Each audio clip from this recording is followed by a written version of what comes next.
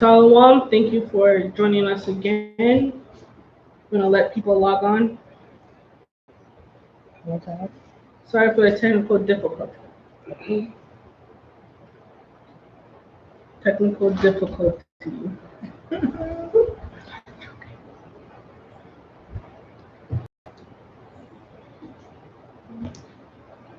We're back. Okay. Right. So before we ended, we were talking about defending Yashaya and his word. But we can't, we don't have the previous ways we talked about. If you don't learn about him, if you don't know who he is, if you don't spend time with him, read your word. If you don't talk about him or think about him and recognize his voice, how are you going to defend him? How are you going to be able to use your scriptures to educate people when they're bringing forth wrong information? It's not going to work. When you start learning about Yashaya, falling in love with him, spending time with him, it becomes easier to talk about him and to talk about his word. You're not going to be able, you're not going to sit there and struggle. It's going to just flow easily. Mm-hmm. So that was our 7 ways on how to fall in love with Yashaya. We're going to have our woman of the Bible. So do we have any questions here on the chat before we get the woman of the Bible?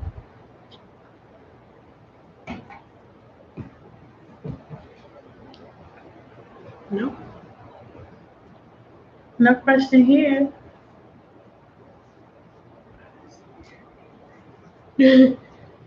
So our woman of the Bible is the crippled woman. We're going to get Luke chapter 13. And we're going to read verses 10 through 17.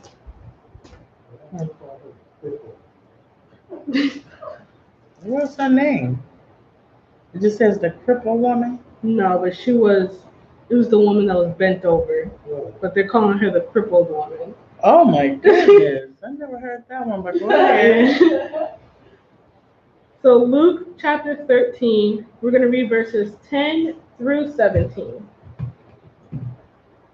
And that reads, "And he was teaching in one of the synagogues on the Sabbath. And behold, there was a woman which had a spirit of infirmity 18 years, and was bowed together, and could in no wise lift up herself." Verse 12. "And when Yashaya saw her, he called her to him, and said unto her, Woman, thou art loosed from thine infirmity. And, and he laid his hands on her, and immediately she was made straight and glorified God." Verse 14. "And the ruler of the synagogue answered with indignation, because that Yashaya had healed on the Sabbath day, and said unto the people, There are 6 days in which men ought to work. In them therefore come and be healed, and not on the Sabbath day. The Lord then answered him and said, Thou hypocrite, doth not each one of you on the Sabbath loose his ox or his ass from the stall, and lead him away to watering?" Verse 16. "And ought not this woman, being a daughter of Abraham, whom Satan hath bound, lo, these 18 years, be loosed from this bond on the Sabbath day?"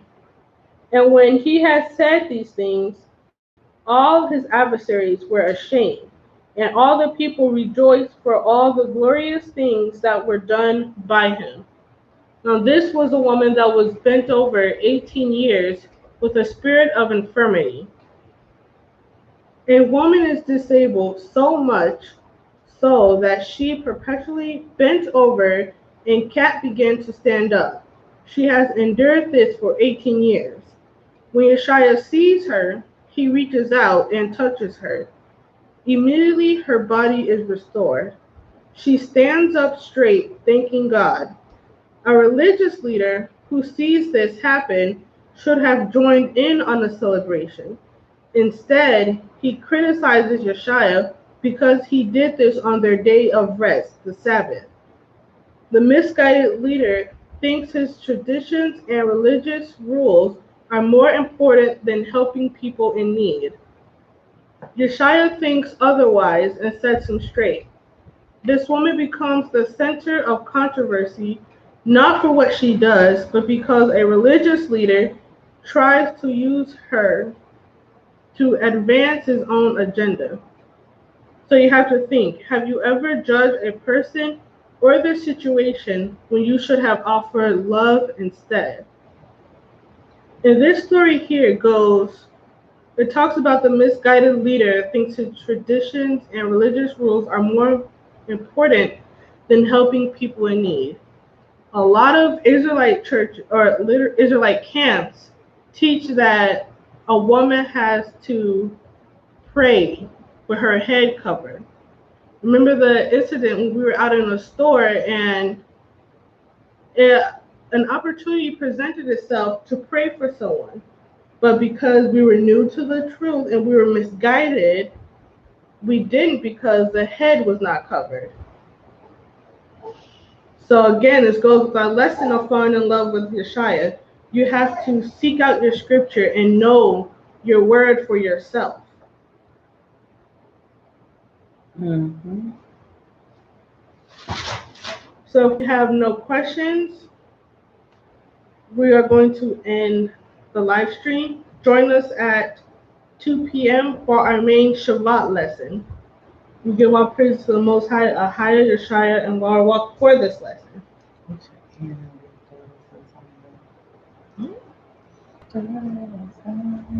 No.